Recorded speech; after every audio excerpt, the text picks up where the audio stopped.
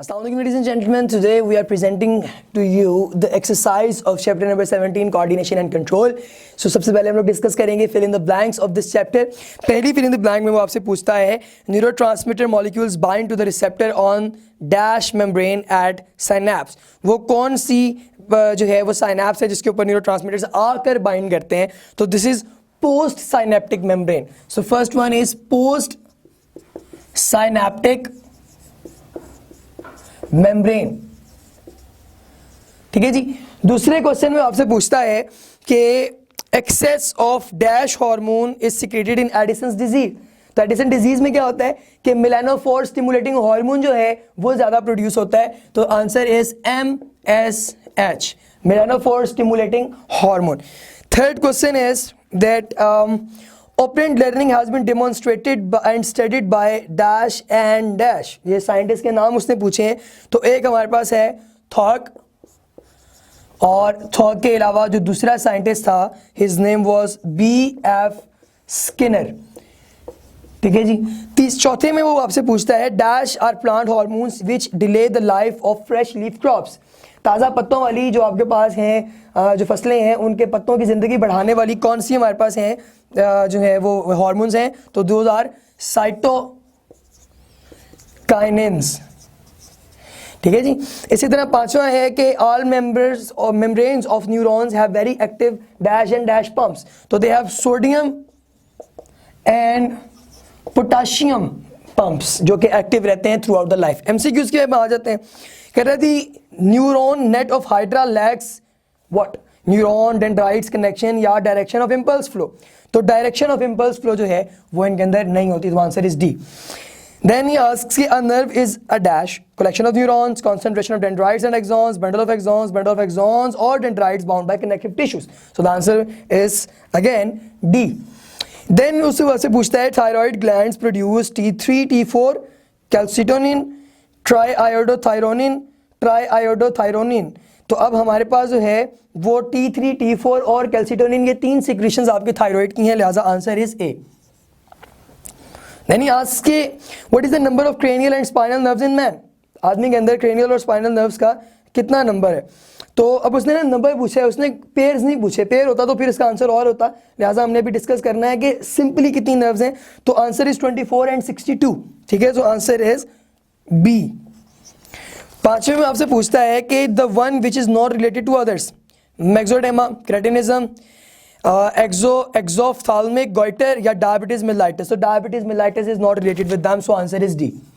Then true and false की तरफ हम आते हैं. कहता है कि impulses travel much more rapidly along myelinated neurons. तो answer is yes, of course. All glial tissues consist of glial cells.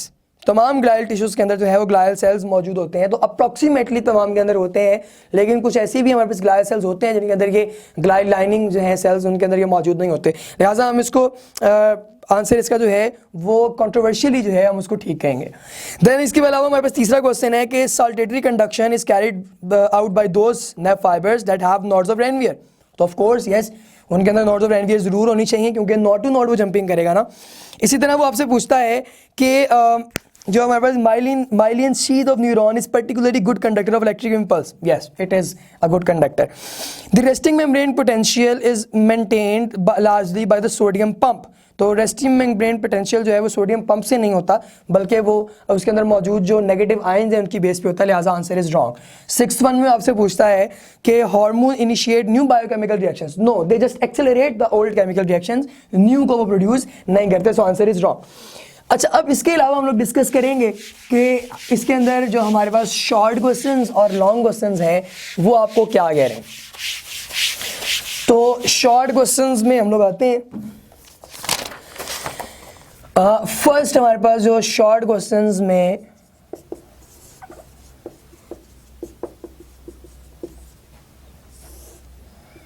जो फर्स्ट वन हमारे पास आता है शॉर्ट क्वेश्चन, वो उसमें पूछता है सर्केडियन रिदम्स क्या है. सर्केडियन रिदम्स, ये पहला उसने सवाल पूछा. सर्केडियन रिदम्स हम लोगों को याद है, हम लोगों ने very very initial of this chapter हम लोगों ने डिस्कस किया था कि आपके पास एक दिन का 24 आवर्स का जो बेसिकली आपके पास एक रिदम होता है वो हम लोग उसको नाम देते हैं सर्केडियन रिदम का। फिर सवाल वो आपसे पूछता है कि सीएनएस और पीएनएस में फ़र्क बयान करें। तो CNS is central nervous system and PNS is peripheral nervous system. Central nervous system का काम प्रोसेसिंग करना होता है और पेरिफेरल नर्वस सिस्टम का काम पैगामात लाना और ले जाना होता है। इसी तरह वो पूछता है कि what are the function of parathyroid gland. तीसरा सवाल, तो पैराथायरॉइड ग्लैंड जो हमारे पास है ये क्या करता है कि सिक्रीट करता है पैराथ हार्मोन।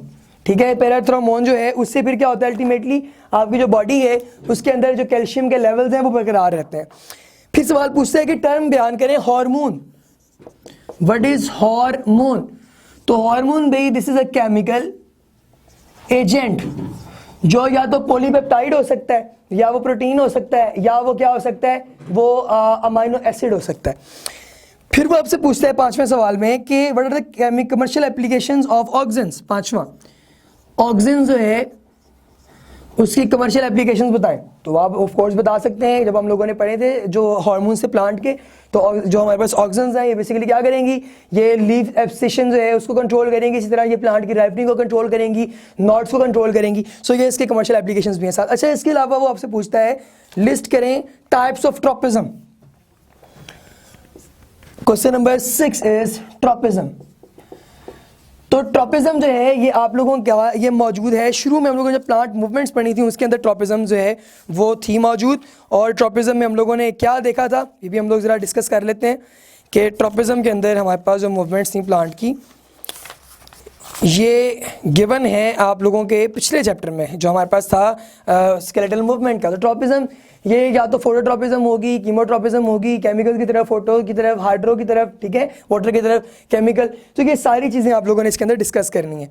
देन वो आपसे पूछेगा अल्जाइमर डिजीज जो है, नंबर 7 इज अल्जाइमर।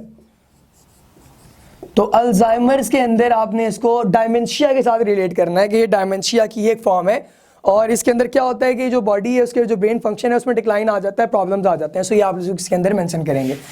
अच्छा, अब इसके साथ हमारे पास हैं कुछ लॉन्ग क्वेश्चंस, हम लोग उनका भी हल्का हल्का इंट्रोडक्शन देख लेते हैं।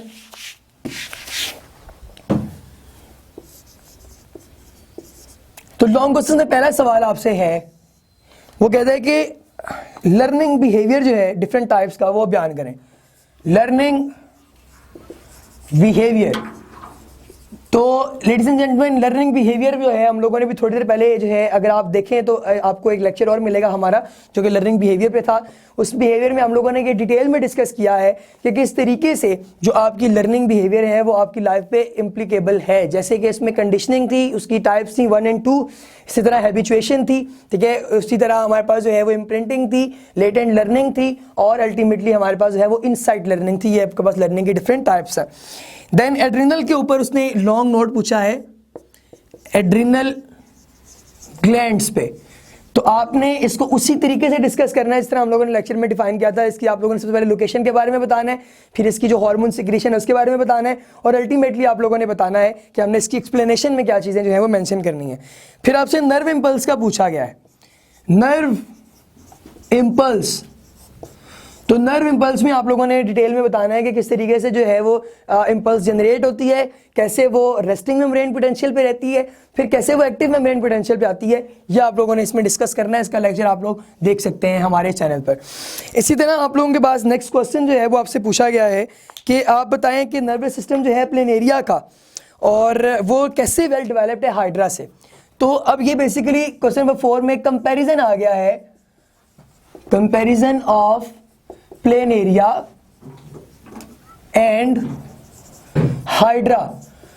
तो याद रखिएगा हाइड्रा के अंदर डिफ्यूज्ड नर्वस सिस्टम है और प्लेन एरिया के अंदर जो है वो सेंट्रलाइज्ड नर्वस सिस्टम है। ये मेन डिफरेंस है और इसी की बेस पे आप लोगों ने इसको आगे डिफाइन करना है। इस पे आपका लेक्चर जो है आपको जो है वो लेक्चर वो अवेलेबल है। इसी तरह आपके पास है कि जो स्ट्रक्चर और फंक्शंस हैं ह्यूमन ब्रेन के वो डिस्कस करें। ये बहुत इंपॉर्टेंट क्वेश्चन है, आप लोगों ने इसको निहायत गौर से पढ़ना है, लेक्चर गौर से सुनना है और उसको आगे आपने अच्छे तरीके से याद करके पेपर में अटेम्प्ट करना है। तो ब्रेन पे जो नोट है ह्यूमन ब्रेन पे, ब्रेन ऑफ ह्यूमन, इसकी आप लोगों ने categories, fore brain, mid brain, hind brain वगैरह वगैरह सारा कुछ एक्सप्लेन करना है अच्छे तरीके से। Then write a note on pituitary gland. Pituitary gland पे नोट, तो पिट्यूटरी ग्लैंड पे आप लोगों ने डिटेल नोट लिखना है भाई।